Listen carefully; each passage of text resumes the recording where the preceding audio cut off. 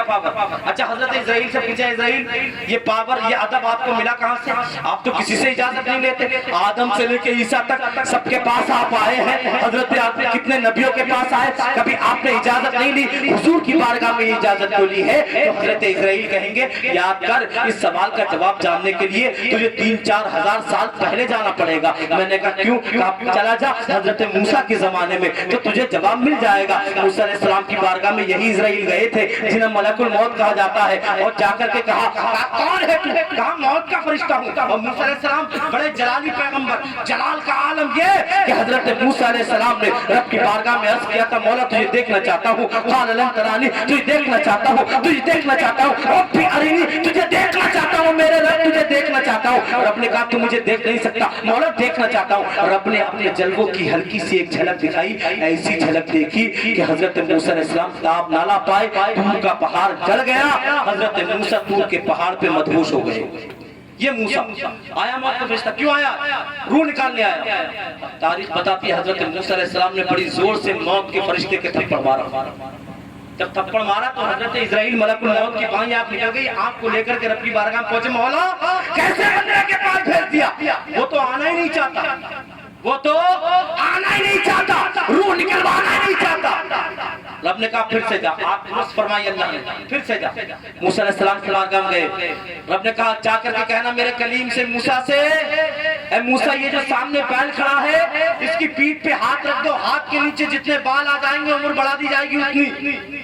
हजरत मूसा से आकर यही कहा मलकुल मौत ने, इस बैल के ऊपर हाथ रख दो, हाथ के नीचे जितने बाल आ जाएंगे। अब आप गांव के लोग हैं, बैल खूब पाले होंगे, आप सोचते हैं बैल के कितने महीन महीन बाल होते हैं, हाथ के नीचे कई 100 बाल आएंगे। कहा इसके नीचे हाथ रख दो, इसकी पीठ पे जितने बाल बढ़ जाएंगे उम्र उतनी बढ़ जाएगी।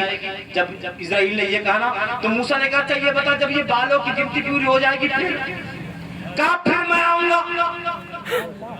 कहा जब बाद में आना है तो पहले ही आ जा, जो काम बाद में करना है अभी कर ले। अब मूसा कलीमुल्लाह की बारगाह में अर्ज करे, ऐ मूसा कलीमुल्लाह, क्या आप जानते नहीं थे ये जो मौत का फरिश्ता है, इन्हें मलकुल मौत कहा जाता है, ये अल्लाह के हुक्म से आता है। तो जब अल्लाह के हुक्म से आता है तो इसके थप्पड़ मारा क्यों? इसे वापस लौटाया क्यों? इसे मना क्यों किया? जब आपको रूह निकलवानी ही थी तो पहली मर्तबे में ही रूह निकलवा लेते, बात खत्म हो जाती। तो मूसा कलीमुल्लाह की बारगाह से जवाब मिलेगा। मैं इस्राइल को ये बता रहा था, इस्राइल अब से लेके कयामत तक सबकी रूह है तुझको ही निकालनी है। और आखिर में नबियों के इमाम आएंगे, रसूलों के इमाम आएंगे। मेरी बारगाह में तो बगैर इजाजत के आ गया, उनकी बारगाह में बगैर इजाजत के ना जाना, क्योंकि कलीमुल्लाह की बारगाह और है, हबीबुल्लाह की बारगाह और कलीमुल्लाह की बारगाह और है, मोहम्मद रसूलुल्लाह की बारगाह और है। इसलिए मौत की तैयारी करो, कभी भी आ सकती है। अल्लाह से ये दुआ करें बस कि अल्लाह ताला ईमान पर जिंदगी और ईमान पर मौत नसीब फरमाए। बातें करने को टाइम नहीं, फिर इंशाल्लाह कभी जिंदगी ने वफा की तो आप जैसे अच्छे लोगों से मुलाकात करूंगा।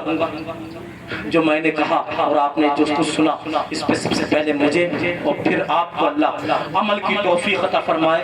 बस इतना याद रखिए, दुनिया फना होनी है, मौत आनी है और कभी भी किसी की आ सकती है। आज हम किसी के 40वें में बैठे हैं, एक दिन वो आएगा कि लोग हमारे 40वें में बैठे होंगे। एक अल्लाह वाले हर वक्त कब्रिस्तान में बैठे रहते थे, हर वक्त कब्रिस्तान में। तो किसी ने पूछा बाबा हर वक्त कब्रिस्तान में बैठे रहते हो, कभी आओ शहर में आओ, वहाँ की रौनकें दिखाएं, वहाँ की मार्केट